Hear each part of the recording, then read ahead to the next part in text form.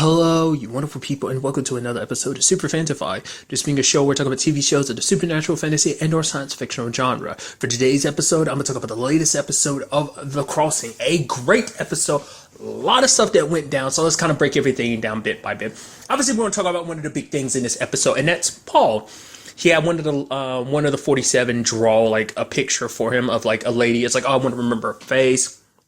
Basically, it gets back to Emma because he's looking for this person. He wants like face recognition being run on her.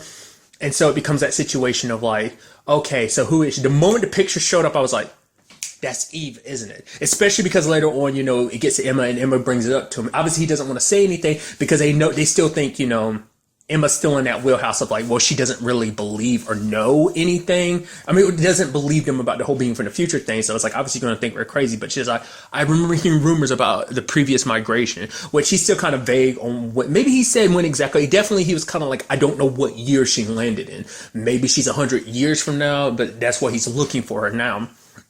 And the lady has got to be his wife. And I'm like, that's totally got to be Eve. Because she's the only, female character that's connected to the first migration that we've been introduced to so far. I mean, to be fair, it could be anyone that's part of the first migration that could be. But I think it's her.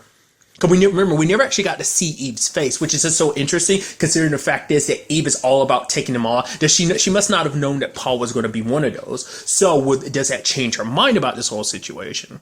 But I love when Emma came, she started putting doubts in Emma's head because she made it seem like the whole thing was a cult. I was like, oh, you're so good. You're so full of crap. You're like, oh, this, and you got answers for everything. To be fair, I guess that shows how long she's been here because she's able to, she's constructed this backstory just in case. Because she probably knew, Emma might come around sniffing potentially. So, she already had, well, probably just in case anyone keeps sniffing, she had, backstory prepared. And Emma was kind of starting to feed into it until she looked at one of the pictures and it showed Lindauer in it. And it's like, okay, so that's the connection. And bam, she shoots her. Wasn't expecting that because I thought was going to Emma walk away being like, oh yeah, you know what? Never mind. I'm convinced. Ha ha ha ha ha. I was kind of having the way the camera was and with her back turned like that. I was like, she's about to get killed, isn't she? Now we see her get shot and she's stopping. I don't know if she's dead. I don't know where it's going. I feel like it can't be that she's dead. Especially, I mean, I don't know. They kill characters off in TV shows when they find new discoveries and stuff like that. Oh, they're the only ones that know this. But I think it might not have been for Emma's sake. That might have been for ours. But I think that would suck because Emma's the only one who knows the truth other than Jude and stuff. So I felt like that would kind of create a dynamic. I don't know. She got shot in the side. I don't know if she's necessarily dead or whether like I said, I'm still going to call her Eve because I know it's got to be her. I was thinking that she's going to patch her up but keep her locked up somewhere. I don't know. She might have died. She did stop moving, but that could just easily be from her passing out from the blood loss or something like that. But it could also be her dying. I don't want it to be her dead. I mean, it looks like she might be pretty dead, but at the same time, I'm like, I'm kind of leaning more towards the thought of no, maybe she's still alive. Hopefully, because it would suck. I would have expected her to be a very long-running character, and it's apparently not, so... To be fair, because I'm not surprised because Eve has always been about we need to keep this as little known as possible. The fact is that Emma's diving into it. It's like she's a complication that needs to be taken care of. So, like I said, I've thrown out before why I think they need to be taken care of because them being here will interfere with whatever they're trying to do, creating a better future or not.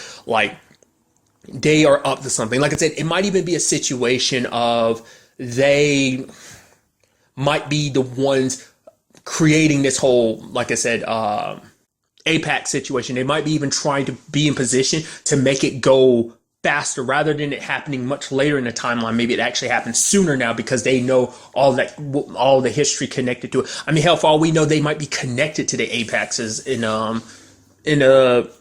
the future, in some shape or form, maybe their families, have some connection, their families are the reasons why the Apexes are a thing in the first place. Just random thoughts. So I'm very interested to see what they do about that whole situation. Like I said, I've got my fingers crossed, hoping Emma's not dead, but it's looking like potentially that. But like I said, still got my fingers crossed, hoping so. Another side of this episode is obviously Reese has Oliver. And so Jude has to get Leia, but Leia can't be moved because I didn't realize the Mantle's disease was contagious, but I guess it makes sense, hence why it's so potent against people. I mean, I guess because it wasn't in a contagious stage at that point, because I'm like, she's had it the entire time, but I guess Reese's last treatment, whenever that was still flowing through her system. So it was still deadly to her, but it hadn't right out broken yet. So, but it's like they can't be moved. And also Sophie learns the truth. Sophie learns the truth because she's like, Jude breaks it down to her, which obviously she knows a little bit about apexes and about all of that because Rebecca told her the truth last episode. So ultimately they decide to, she decides to help Jude get Oliver. While all this is happening, Reese is actually taking care of Oliver. I figured she wouldn't hurt him. I knew it, just because she has no intentions of hurting anybody. Like, at any point in time, any people she's ever hurt has always been in self-defense. Except for the dudes where she was trying to get the fishing rods. But she, because I'm sure when she looks at Oliver, she sees Leia. It's like, well, he has, it's like when she looks at Jude's situation, it's like, you have your boy and I have my girl, so I'm not going, she was threatening, but I don't think, even when the time came, I don't think she ever would have actually hurt Oliver. Because hurting kids isn't in her, especially because, she had her whole revelation, her epiphany when it came to Leia, so I think that resonates even true. We as the audience know she would never do it, but obviously, Jude seeing what she's capable of, knowing about her, what her apexes are all about in the future, obviously he has his reservations about it. But what's kind of interesting is that Sophie, she kind of talks about how remarkable it is, although she's kind of heard the rumors about what apexes can do, and she finds it fascinating. I'm pretty sure that's why she gave herself over to Reese. Yes, it is to kind of get Oliver back so that no kids are involved in this situation. It's like, okay, we'll just try and heal Leia. But I'm also sure it's probably because that way she can spend time with Reese and kind of get to understand her anatomy and understand who she is, her biology, genetics, and stuff like that. That's where my mind is. So it's like she has another reason for being behind. Like I said, it's interesting too because Sophie, we still don't know a lot about her. I'm curious as to what they're kind of setting Sophie to be of. Like, if they did kill off Emma, would that be kind of Sophie now knows the truth, so she's one of the other people, and she might be able to help with this whole situation. I don't know. That might be what they're kind of setting that whole situation up to be, but ultimately we kind of have to wait and see. So, but like I said, between Reese and Oliver, they did kind of have this sweet bonding moment over fishing and stuff like that. Like I said, I love that when you see her walking with a fishing rod, you can see one dude carrying the other dude who's kind of limping because he's hurt from whatever she did. It looks like she only kicked one of their asses. Maybe she kicked both of them, but it seemed like only at least one of them got badly beat up during no altercation. So that was kind of interesting. I even love that in Oliver's mind, he's like, oh, I know exactly what's going on. Reese, she's your new girlfriend, which then kind of goes back to my thought, okay, so him and his wife are separated. I was like, I thought of it, because I kept going oh, are you not? It's like, no, they definitely are. I was like, okay, never mind. And I love later on, he's like, please, I want to say something that won't get me in trouble, but I think you can find a better girlfriend than Reese. She didn't even know how to fish. It's like, oh, God. It's like, I guess because fishing is their thing. It's like, yeah, you can't have you having a girlfriend who doesn't know how to fish, Dad. He's like, oh, don't worry, I'll find a better one. Which then kind of makes you go, who else in the series is going to pop up? That's why I was kind of thinking maybe Emma, no, maybe Sophie. We'll see. Hell, for all we know, it might be a situation of a potential him and Reese. I don't know. There's always that thing of you start off kind of not liking each other, and then it turns out oh wow, we come together in the end, not just for we have the same goal, but also because possibly intimacy is kind of born through this. Maybe not. I don't know. It probably won't be anything like that, but we'll just have to wait and see. But also in this episode, we had the whole situation with Hannah and Luke. What's kind of interesting, because we kind of learned a little bit more about Caleb along the same lines, is because Luke is like, why are you hiding your symbol? You were your mark. You were Alpha Zulu. You were you were giving it to all those apexes and collaborators. And it's I'd give anything to have your memories, because he hates them so much. Because we end up finding out it's a lot of his family died. He never got to know his parents. A lot of his uncles died because of apexes. So for him, it's I feel I always say that too. I say apexes for apex. I feel I don't necessarily have to pluralize. I think apex in itself kind of is singular and plural. So I think but I think in my mind, when I say it, because I slur it, I keep saying apex. It's just kind of how I want to go. But nevertheless, so because of that, he was like, oh, I'd give anything to have your memories, Caleb, of all the things you did to, because, it kind of gives him some satisfaction. But Caleb was he doesn't want those memories, because Caleb didn't enjoy what he did. It was a situation of, it was war. It was literally for the fight for human survival. So obviously he did a lot of stuff that he's not proud of. That I think that's one of the main reasons of coming to this time, is to kind of get away from what he did in his past, or rather the future, which is inadvertently his past. Well, it's kind of interesting. I wasn't expecting though. I mean, obviously, like Hannah making that shiv is kind of crazy, but that Caleb, you could tell he was picking up on something because it's like, okay, you're just looking for Hannah. It's like, okay, I gotta find out what this is all about. He finds Hannah and stops her from going after Luke with the shiv. But then Hannah breaks down and tells him the truth. Like for her, I figured as much. It is a situation where she was forced. Like I doubt anyone works with Apex intentional. I mean, I don't know. There might have been some collaborators who's like, oh, hell yeah, you guys are going to win this. Of course, I'm going to side with you to get whatever benefits I can. It's like, no, in her case, it's like her family was being threatened. Her dad literally got his hand chopped off and they were like, we're going to chop off his head. So she even said she only did it a few times too. But it's still a situation of like, she knows who Caleb is and what he does to people like her. So that's why I wanted to do that ended up dying. The one that Reese ended up killing last episode. I wonder, is he the same thing as Caleb? Was he an Alpha Zulu as well? So that might be kind of like a similar, kind of give us a little more context on what exactly Caleb did to Apexes as well as, collaborators. But for Caleb, he did seem like he was a little mad, but he calms down because for Hannah, it's like she did whatever she could to survive. And like I said, like he related. He was like, we all did. So that's what, like, it's like he doesn't like what he did, but he did what he did back then. Even though, he probably, it probably broke his heart to do it. He did it because it meant surviving, not just for him, but for a lot of other people too. So I wonder, is that stuff Rebecca knows about him? Or is that something he met Rebecca afterwards or something like that? I would assume. I mean, I don't know if that's something you'd end up hiding from your significant other or not. I mean, who knows?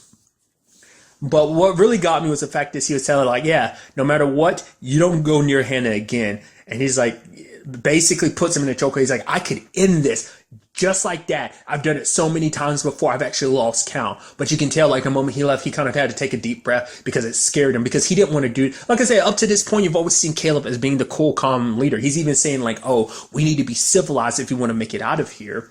And the fact of the matter is, just seeing that side of him is just kind of interesting, seeing that kind of duality with him.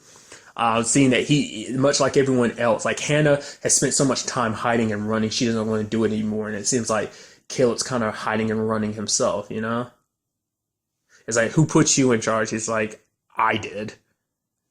So I doubt that whole Luke situation is done. I'm sure he'll probably try and stir up trouble by revealing it to everyone what Hannah's really done, because I'm sure the group as a whole will kind of go, whoa, she's a collaborator, get her, which I'm sure everyone has their own past that they're trying to run from, but I'm sure for them it's still like, no matter what the circumstances were, it's like, you were working with them, how dare you, you turned your back on humanity type of thing, but ultimately we'll have to wait and see. And then the final thing actually ties into Hannah is Marshall. For whatever reason, he can't let go. Like I said, I still don't think it's like a relationship thing. I'm pretty sure it's probably going to be a situation of like, nah, man, like he has to be like her grandfather or something like that, or great grandfather. Interestingly enough, I thought that's what the whole situation with Eve was going to be about. Like, because when the picture first popped up, I was like, oh yeah, that's definitely got to be, because at first it's like, oh, you're looking for this person. It's like, oh, she's rich and stuff. I was like, how would you know? I was like, oh, obviously it's got to be, I was thinking maybe that was his grandmother or great grandmother, whatever, like family. And then he was like, this is my wife. Then it clicked in my head that it was Eve. I guess he would also know that she's rich because I guess they have contingencies. Like the moment you go back into the past, you do this, and this to kind of get rich. So, and from the little bit we saw of Eve's place at that time, it seemed like she was kind of well off. I mean, like it seems like they're all in high enough positions, like Lindauer and her in their respective circumstances. So. But nevertheless, Marshall him and his buddy end up using a drone to try and track her, like give a phone to Hannah just in case she needs help. But it doesn't get to Hannah. In fact, someone else finds it. Turns out that person it could have been someone else, but I assume it was Caleb who found it because he's the one that has it, but not unless someone found it and sent it to him later on. And he calls and is like, Hannah? And then Caleb's like, who is this? So that's interesting, getting those connections drawn like that. I guess it's kind of fate. I mean, fate has a funny way of working because it's like, yeah, that drone was flying and then like a bird crashed into it and made the phone drop. So I don't know. This might bring some connections between the outside world and the inside world. I mean, potentially this is going to be definitely interesting considering the fact is if Emma's dead, because she was the only one kind of keeping things kind of under wraps. Yeah, because let's not forget, she even avoided putting, that picture in the system because she didn't want it to kind of be, because she knows a lot of their systems were compromised. So she didn't, because like Emma's the only one that would fight for it, especially because now she's like, yeah, things are up with my boss, and now she knows a lot better on, like, now, you know, probably before she died, it probably pieced together, like, oh man, this woman's lying. The fact of the matter is, she is from the future. That must mean my boss is from the future too. The fact is they didn't know it, you know, so that might have correlated to her brain. Like I said, ultimately we'll see where things go. Because like I said, with Emma potentially out of the way, Lindauer can kind of come in and do what he needs to without too many questions being asked. It's kind of like, oh, like Emma's the only one that will probably question it. There is that other dude that was working with Emma that knows the truth about this whole thing. I mean, I'm sure he's kind of much like her and still not in the 100% realm of belief, but still believe enough, you know? So ultimately, when it comes to all of this, we will have to wait to see what goes down in the next episode to see where all of this is heading, about the whole Leia situation. Will she be able to get recovered? Like I said, Emma's situation, as well as this whole situation with Luke and Eve and all of this. I'm so interested to see where the next episode takes us.